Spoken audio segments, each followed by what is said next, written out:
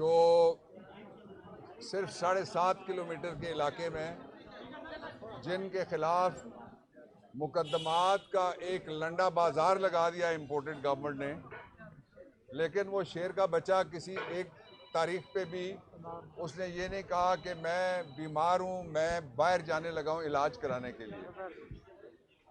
और अल्लाह ने मेहरबानी की है, वो सारी साजिशें मैंने और मेरे साथियों ने जहाँ जहाँ वो साजिश करने पहुँचे हमने उनका पीछा किया और इमरान खान की गिरफ्तारी की सारी साजिशें हमने नाकाम बनाई। इंशाल्लाह आइंदा भी नाकाम बनाएंगे। और उसके साथ ही मैं ये भी कहना चाहता हूँ कि इमरान खान के खिलाफ सारे मुकदमात झूठे हैं, जो इल्ज़ाम थे वो सारे के सारे झूठे हैं, हुक्मरान ही झूठे हैं। झूठों की जो क्वीन है वो क्वीन ऑफ इंग्लैंड के मरने के बाद अब लंदन में पहुंची है। तो मैं आपको बड़े मज़े की बातें बताना चाहता हूँ। एक तो यह है कि वो जिस घर में है उस घर के बारे में उसने खुद लिख के कहा और किसी मीडिया वाले को नहीं कहा। मीडिया वालों को तो कहा कि लंदन में तो क्या पाकिस्तान में भी मेरी कोई प्रॉपर्टी नहीं है। लेकिन जब पैनामा केस चला तो उसी खातून ने इस महारत से झूठ बोला कि वो एक ऐसा फॉन्ट जिसको कैलिबरी फॉन्ट कहते हैं जो अभी इजाद ही नहीं हुआ था, यानी उसने तोप चला दी तोप बनने से पहले। और उसके बाद अब उसने ये ताज़ा मौक़िफ़ ये लिया कि ये घर मेरा नहीं है। तो मुझे उम्मीद है लंदन के सहाफ़ी और वहाँ बैरून मुल्क मुकीम पाकिस्तानी जहाँ जहाँ वो बाहर ही नहीं निकल सकते, वो पाकिस्तान में नहीं बाहर निकल सकते, यहाँ बैठ के धमकियाँ देते हैं फैज़ाबाद से चलो ना 15 किलोमीटर मेरे साथ बाहर निकल के दिखाओ, अटक का पुल क्रॉस करके दिखा दो ना ज़रा, कोआले से ज़रा परे चलते हैं, मरी चले चलो। ये बंद कमरों में जहाँ बाहर उनके लगे हुए हैं गार्ड्स और उनकी लगी हैं सरकारी बंदूकें, उसमें बैठ के बढ़ के मारते हैं सुबह और शाम मिनिस्टर्स। और एक मिनिस्टर ने बड़ी काबिले एतराज़ बात की है और वो बात की है उसने पाकिस्तान की आर्म्ड फोर्सेस के बारे में। मैं वो दोहराना नहीं चाहता, लेकिन वो इतनी काबिले एतराज़ बात है कि इससे पहले 70 साल में शायद ही किसी ने काबिले एतराज़ बात की हो। एक तरह का नो कॉन्फिडेंस उसने कर दिया सब पे। ये वो लॉट है जिसको तलाश किया गया कि ये 22 करोड़ लोगों को, इस्लामी जमहूरिया पाकिस्तान को, एटमी ताकत को लीड करेंगे। ये लीड कर सकते हैं सिर्फ टुवर्ड्स मनी लॉन्ड्रिंग। एक ही इनकी डेस्टिनेशन है, एक ही इनकी तरबियत है।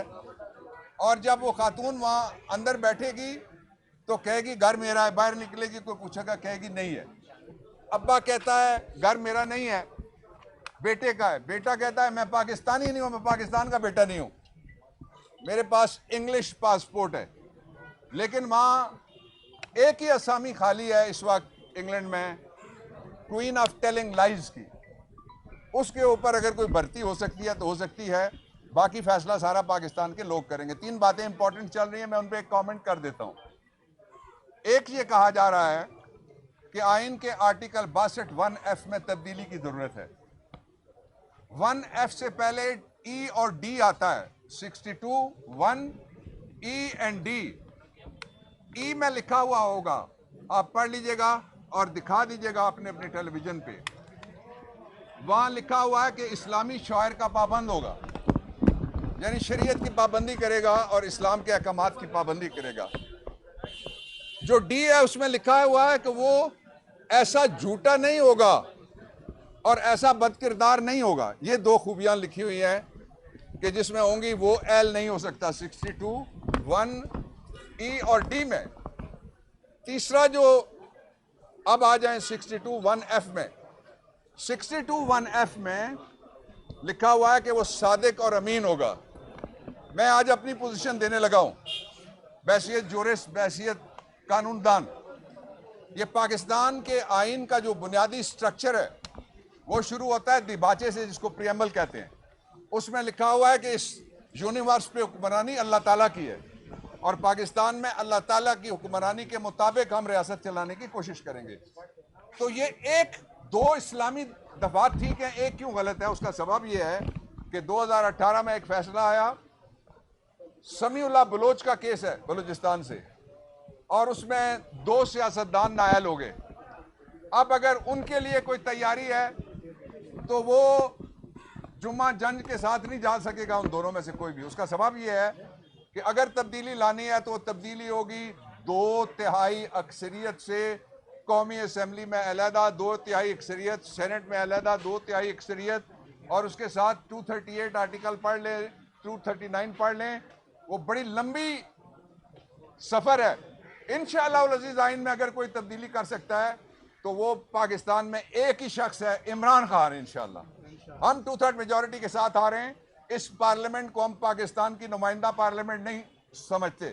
ये पार्लियामेंट चोरी से आई है, डाके से आई है, रात को आई है, साइफर से आई है। अभी आते हुए मैं इमरान खान बात कर रहे थे, 3 बातें जो उन्होंने तस्लीम की हैं वो मैं आपके सामने रखता हूं, जो इंपोर्टेड तस्लीम कर गए। ये जो queen of telling lies now in England है, इन्होंने कहा कि साइफर तो है ही नहीं, और इसके शोबाज चचा ने कहा कि ऐसे ही कागज लहरा दिया है। अब वो दोनों कहते हैं साइफर है, अमेरिका से आया। दूसरी बात ये माने, और तीसरी बात ये माने कि वो साइफर उसमें लिखा हुआ क्या था, ये भी मान गए सारा। इसलिए कि इस गवर्नमेंट के आने के बाद 2 दफा जो नेशनल सिक्योरिटी कमेटी है पाकिस्तान की, जिसमें फौज भी है, जिसमें सारे इदारे हैं, बाकी इंटेलिजेंस ऑपरेटर्स है, पूरा पाकिस्तान का civilian as well as the military, सब ने बैठ के कहा कि साइफर है, नंबर 1। नंबर 2, सब ने कहा इसमें लैंग्वेज इनअप्रोप्रिएट है। अब इनअप्रोप्रिएट अगर कोई समझता है कि उसके जरिए से उसको धमकी नहीं समझना चाहिए तो वो समझे, लेकिन पाकिस्तान के बारे में जो नामुनासिब लफ्ज कहेगा वो हम नहीं सुन सकते। इसीलिए तीसरी जो बात उन्होंने मानी है वो ये है कि साइफर 7 तारीख को आया और मोशन ऑफ नो कॉन्फिडेंस 8 तारीख को गई। मैं इस पे आपके सामने कमेंट करना चाह रहा था कि साइफर मान गए, पहले झूठ बोल बोल के आप कहते हैं कि साइफर है। अगर साइफर है, ये साबित करने के लिए कि साजिश है, नवाजिश है, लोग तो कहते हैं ना साजिश है या मुदाखलत, मैं तीनों कहता हूं, साजिश है, नवाजिश है या मुदाखलत है।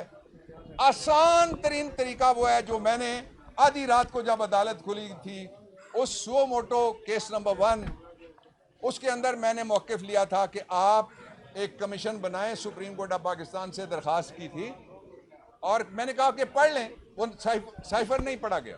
मैंने कहा पढ़ लें, साइफर नहीं पढ़ा गया। मैंने कहा मैं पढ़ देता हूं। मुझे किसी ने उठ के कहा नहीं, मैं सरकार का नुमाइंदा हूं, मैं पढ़ूंगा। आप सारे गवाह हैं उसके। आज भी वो साइफर पढ़े बगैर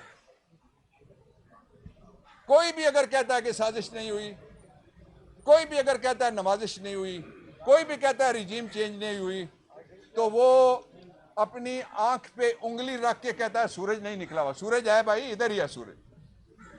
अब सूरज के बाद मैं चांद पे जाता हूं, चांद निकलने वाला है, कॉल आने वाली है, और कॉल आएगी जब तो पाकिस्तान की तारीख का, जिस तरह नेल्सन मंडेला ने, आप उनकी किताब है जरूर पढ़िएगा, लॉन्ग वॉक टू फ्रीडम, तो पाकिस्तान को हकीकी आजादी देने के लिए हम लोग लॉन्ग वॉक टू फ्रीडम करेंगे इस्लामाबाद की तरफ इंशाअल्लाह अज़ीज। क्या सूरत होगी इमरान बताएंगे, तारीख क्या होगी इमरान बताएंगे, इमरान कहां होंगे उस दिन इमरान बताएंगे। लेकिन मैं जो आपको 2 बातें और बताना चाहता हूं वो ये है कि पाकिस्तान को टेस्टिंग लेबोरेटरी ना बनाए पॉलिटिक्स की, बराए मेहरबानी, बहुत हो गया। ये जो आया है इंपोर्टेड, ये इसने एक और इंपोर्टेड वहां से बाहर से मंगवाया जिसको ठग कह के अदालत ने सजा दी हुई थी, और उसको आके वो कहता है मैं डॉलर 100 रुपए पे ले आऊंगा। मैं कहता हूं डॉलर आ जाए 80 रुपए पे, क्या बिजली के बिल में कोई फर्क पड़ा? मुझे बताना यार, बोल के बताओ। मुझे ये बताओ पेट्रोल में जो नुमाइशी कीमत में कमी हुई, ये भी बोल के बताना। कोई किराए में फर्क पड़ा किसी जगह वैगन के? इसी तरह मुझे ये बताओ कि क्या महंगाई में कोई फर्क पड़ा? No sir. तो इसलिए तुम्हारा जमाना था 90s वाला, जब साइफर के जरिए से तुमने एक वजीर आजम जो इलेक्टेड था उसको अदालत से कत्ल करवा दिया। उस जुडिशल मर्डर के बाद कौम जागी हुई है और वो इमरान खान के साथ खड़ी है इंशाअल्लाह अज़ीज। पाकिस्तान में सबसे बड़ा अवामी जमहूरी और पुरअमन एहतजाज करने हम जा रहे हैं। अच्छा ये बताइए सर, फवाद चौधरी ने एक टीवी शो में एक कौम की तस्दीक की, क्या आप उसकी मजम्मत करेंगे सर? खान साहब ने कहा था मेरे ताकतवर हल्कों से मुज़ाकरात हो रहे हैं, वो कौन से ताकतवर हल्के हैं? क्या वही ताकतवर हल्के हैं कि प्रोटेक्टिव बेल एक एक्यूज को मिलती है विदाउट अ क्लियर हुए और आम लिटिगेंट्स को नहीं मिलती? वो ताकतवर हल्के कौन से हैं और वाकई उनके नाम बता दीजिए। पहली जो प्रोटेक्टिव बेल मिली थी पाकिस्तान की तारीख में, वो मैं सारा बताऊंगा, तुम चला ही नहीं सकते, पूछने चले जाओगे, मुझे भी काट दोगे। बताए सर, बताए। अच्छा अच्छा, सुने ना, मैं बताता हूं। पहली जो बेल हुई थी वो हुई थी, एक बीबीसी का नुमाइंदा था मार्क टेली, दिल्ली से उसको पाकिस्तान आने की इजाजत मिली थी। दूसरी जो बेल हुई थी वो चौधरी परवेज इलाई की तीसरी हुई, जौहर इलाई केस में हुई है, 76 के अंदर हुई है, इसलिए अदालती नज़ायर मौजूद हैं। मैं सवाल के जवाब में एक और कैविएट रखना चाहता हूं आपके सामने कि मुझे कोई ये बताए कि अगर इमरान खान या किसी हमारे जुलूस में 5 लोग बाहर निकलें तो वो 5 के 5 144 तोड़ते हैं, लेकिन सरकारी दरियां, सरकारी गाड़ियां, सरकारी मेहमान अगर बनी गाला पहुंचा दिए जाएं तो 15 दिन बैठे रहें, 144 नहीं लगता। ठीक है, एक। दूसरा ये है कि आपने अगर मिसाल देनी है तो कंपेयर करें, एक तरफ वो है जो अदालतों में जा रहा है, अभी भी होके गया है, एक तरफ वो है जो अदालतों का मफरूर है। एक वो मफरूर बैठ के पाकिस्तान की तकदीर बदलने वाले फैसले करेगा, इसको हम कबूल नहीं करेंगे। ताकतवर हल्के बता दें कौन से? ताकतवर हल्के पाकिस्तान में 2 हैं। एक ताकतवर है पाकिस्तान में हल्का, उसका नाम है अवाम, और उससे बड़ा एक ताकतवर है, वो अल्लाह ताला की ज़ात है, बाकी ऑन ड्यूटी हैं सारे, एवरीबॉडी इज डूइंग